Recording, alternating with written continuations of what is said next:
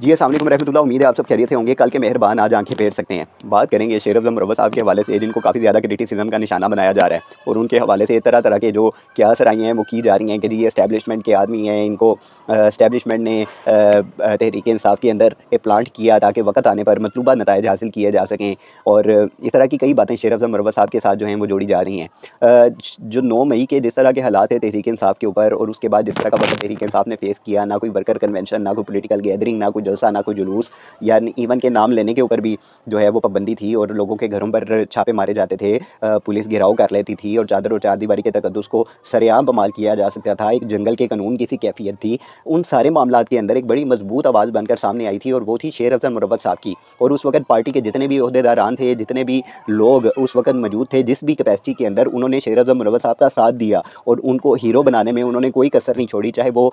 Social media network हो तहरीक इंसाफ का, या वो टीवी चैनल्स हों, या कहीं पर भी हो, शेर अफ़ज़ल मुरव्वत साहब को एक हीरो बनाकर पेश किया जाता रहा। अब जब तीसरी दफ़ा पार्टी से उनको डिसोन किया गया तहरीक इंसाफ की जानिब से, और डायरेक्ट इमरान खान साहब ये फैसला करते हैं कि उनको पार्टी में शेर अफ़ज़ल मुरव्वत नहीं चाहिए, तो इस हवाले से फिर शेर अफ़ज़ल मुरव्वत साहब ये कहते हैं जी कि वो इमरान खान के नज़रिए के साथ खड़े हैं। इमरान खान एक दलेर आदमी है और वो उनसे इश्क की हद तक मोहब्बत करते हैं, लेकिन उनके लिए अफसोस का मकाम ये है कि इमरान खान बार बार उनके हवाले से गुमराह हो जाता है। अब जो शेर अफ़ज़ल मुरव्वत साहब के इल्ज़ामात हैं वो उन लोगों के ऊपर हैं जिनकी अभी तक डायरेक्ट रसाई है इमरान खान साहब के साथ, जिनकी मुलाकातें होती हैं, क्योंकि शेर अफ़ज़ल मुरव्वत साहब की तो डायरेक्ट उनसे मुलाकात हुए काफ़ी अर्सा हो गया इमरान खान साहब के साथ। तो जो ये पैगाम रसानी का काम अंजाम दे रहे हैं, शेर अफ़ज़ल मुरव्वत साहब कहते हैं कि ये लोग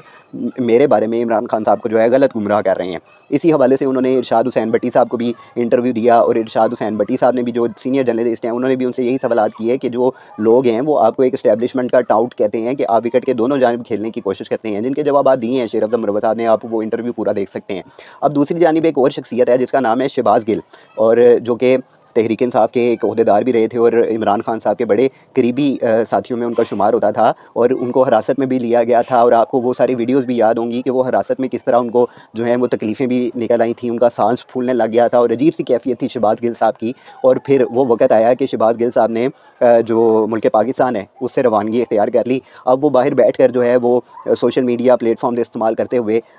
अपने वीलॉग के अंदर वो मुख्तलिफ़ किस्म के लोगों को तनकीद का निशाना बनाते हैं। तो शहबाज़ गिल साहब का जो बयान है शेर अफ़ज़ल मुरव्वत साहब के हवाले से, वो फरमाते हैं जनाब कि शेर अफ़ज़ल मुरव्वत साहब को तो जानता ही कोई नहीं था। इसको एक बंदे ने मुझे रेफ़र किया कि जनाब आप इमरान खान के जो केसेस हैं वो शेर अफ़ज़ल मुरव्वत को दे दें, एक अच्छा वकील है और अच्छे तरीके से उसको हैंडल करेगा। तो कहते हैं जब मैंने अपनी तौर पे उसकी ज़ात के मुतल्लिक और उसका ज़रा पता करवाया शेर अफ़ज़ल मुरव्वत का, तो मुझे ये पता चला जी कि ये बंदा करप्शन की वजह से इसके ऊपर इल्ज़ामात भी हैं, और ये पैसों के लेन देन के सिलसिले में बार बार जो है अपनी कभी जगह बदल लेता है, कभी कहीं चला जाता है जहाँ से इसको फ़ायदा होता है। तो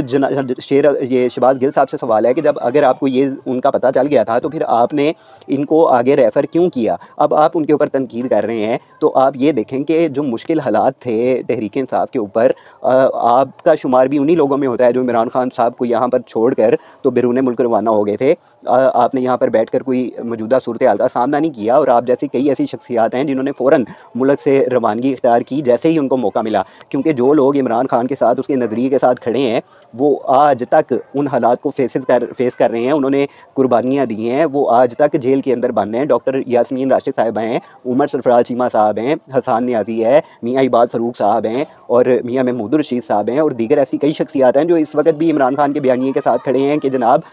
इमरान खान का जो नज़रिया है, जो मामलात हैं, जो इस मफलूज निज़ाम के ख़िलाफ़ वो खड़ा है, तो हमसे आप जो मर्ज़ी करवा लें, लेकिन हम उसका साथ छोड़ के नहीं जाएंगे, हम मुल्क छोड़ के नहीं जाएंगे। तो माज़रत के साथ तहरीक इंसाफ का जो अगर आप तारीख़ देखें तो ये जो टांगें खींचने वाला सिलसिला है ये बुनियादों के अंदर है, चाहे वो यूनियन कौंसल हो, चाहे वो टाउन लेवल हो, चाहे वो ज़िलाई मामलात हों, या वो फिर ऊपर जो अपर क्लास है उसके अंदर हो। तो ये एक दूसरे की जो टांगें खींचने वाला मामला है, इसने तहरीक इंसाफ को यकीनन बहुत ज़्यादा नुकसान पहुँचाया है। दूसरा सवाल ये है कि जनाब इस वक्त जो मौजूदा हालात हैं, जितनी भी तहरीक इंसाफ की वकला की टीम है, ILF है, और उसके बाद आप देख लें कि जितने भी ये रिसेंटली इलेक्शन हुए हैं जिसमें तमाम तर जो कैबिनेट है वो इमरान खान की हिमायत याफ्ता है, जो इस वक्त बार कौंसल्स में और मुख्तलिफ अदालतों के अंदर मौजूद है। तो अब जितने भी वकला इमरान खान साहब के केस को डील कर रहे हैं, वो जब स्क्रीन पर आते हैं तो वो ये बताते हैं जी कि किसी किस्म का जो कोई केस है वो इमरान खान के ऊपर अब नहीं है, और कोई ऐसी सूरत नहीं बचती कि इमरान खान को मज़ीद कैद के अंदर रखा जाए। तो जनाब फिर आप जो कि इमरान खान के केसेस को डील कर रहे हैं, आपने कौन सा तीर मार लिया इमरान खान के लिए कि कैबिनेट भी आपकी अपनी है, कानून भी आप बताते हैं कि जंगल का है, उसके ऊपर केस भी कोई नहीं है, तो आप अभी तक क्यों नाकाम है? इमरान खान साहब की रिहाई को मुमकिन क्यों नहीं बना सके अगर आप इस हद तक जो सुपीरियर अपने आप को समझते हैं? दूसरी जानिब जो सहाफ़त है मुल्क में, पाकिस्तान में जितने भी सीनियर जर्नलिस्ट थे जो कि एक मजबूत आवाज़ थे, लोग सुनते थे, उनको ऑफेयर किया जा रहा है और उनको जो है वो चैनल उनको डिसऑन कर रहा है। तो ये सारे मामलात के ऊपर क्यों नहीं ये सारी चीज़ें जो हैं वो इकट्ठी हो रही? पाकिस्तान बनाने में वकला का बड़ा अहम किरदार था और कायद आज़म खुद वकालत के शोबे से ताल्लुक़ रखते थे, तो ये जो वकला इत्तेहाद है और वकला का इस वक़्त का किरदार है वो बड़ी अहमियत का हामिल है। लेकिन हम माज़रत के साथ ये कहते हैं कि वकला ने वो किरदार अपना अदा नहीं किया जो उनको अदा करना चाहिए था। इसी तरह सहाफ़ती तंजीमें हैं, उन्होंने अपना किरदार वो अदा नहीं किया जो उनको करना चाहिए था। इंसानी हकूक़ की तंजीमें हैं, उन्होंने वो किरदार अपना अदा नहीं किया जो उनको करना चाहिए था। तो आप एक दूसरे की टांगें खींचने की बजाय, एक दूसरे के ऊपर इल्ज़ामात लगाने की बजाय, ये जो एक दूसरे के ऊपर आप कीचड़ फेंक रहे हैं कि फ़लाने ने ये कर दिया, फ़लाने ने ये कर लिया, अपना तमाशा आप लोग खुद बना रहे हैं और इस सब का नुकसान सिर्फ इमरान खान को हो रहा है। और वो शेर का बच्चा अभी भी अपनी जगह के ऊपर कायम है, वो खड़ा है, वो कहता है कैद में हूँ, मुझे कैद में रहने दो, लेकिन मैं जो है इस निज़ाम को बार बार चैलेंज करता रहूँगा। तो जनाब फिर आप उसका साथ दें बजाय इसके कि उसको नुकसान पहुँचाने की कोशिश करें। एक दूसरे के को यानी एक वक़्त था कि आप एक दूसरे के गुण गाते नहीं थकते थे, आपको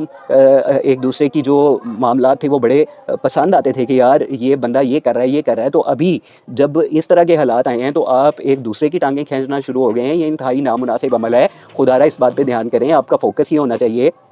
कि आपने इमरान खान साहब के लिए क्या करना है, उनको किस तरह उनके मामलात को देखना है कि उनकी रिहाई मुमकिन हो सके, बजाय इसके कि आप आपसी रंजिशों की और आपसी लड़ाइयों की भीड़ चढ़कर ये सारे मामलात करें। अब रमज़ानुल मुबारक का जो महीना है वो चल रहा है और जो मौजूदा हुकूमत है फार्म 47 वाली, जिससे किसी किस्म की कोई उम्मीद लगाई नहीं जा सकती, जिनके जितने ये तरक्याती मनसूबे चाहे वो अखबारात की शक्ल में पूरा मैगज़ीन छप जाए कि CM साहिबा की ये कारकर्दगी है, चाहे वज़ीर आज़म साहब की पूरी कारकर्दगी सामने आ जाए, लेकिन आप सबको पता है कि ये एक झूठे बयानी के ऊपर हैं और पिछले 70 दहाइयों से इनकी नस्ल दर नस्ल पाकिस्तान को नुकसान पहुंचाती आई है। इनसे कोई अच्छे काम की कभी तवक्को की ही नहीं जा सकती थी। जिसने किसी को जो है वो सिंध लाड़ खाना और पता नहीं कौन कौन सी सड़कों के ऊपर घसीटना था, वो शख्स उसको जो सदर बना के, सदर पाकिस्तान, उसके पीछे वो छतरी पकड़ के खड़ा है। तो ये अजीब सी एक सूरत हाल है, इन्होंने अवाम को पागल बनाया हुआ है। अब रमज़ानुल मुबारक के महीने में जहाँ पे गैर मुस्लिम जो है वो मुसलमानों के लिए इस महीने में अशिया की कीमतें उनकी जो असल कीमत होती है उससे भी गिरा देती हैं, लेकिन पाकिस्तान में हमेशा यही सूरत हाल रही है कि जब रमज़ानुल मुबारक आता है तो ये जो ज़ख़ीरा अंदोज़ माफिया है, ये जो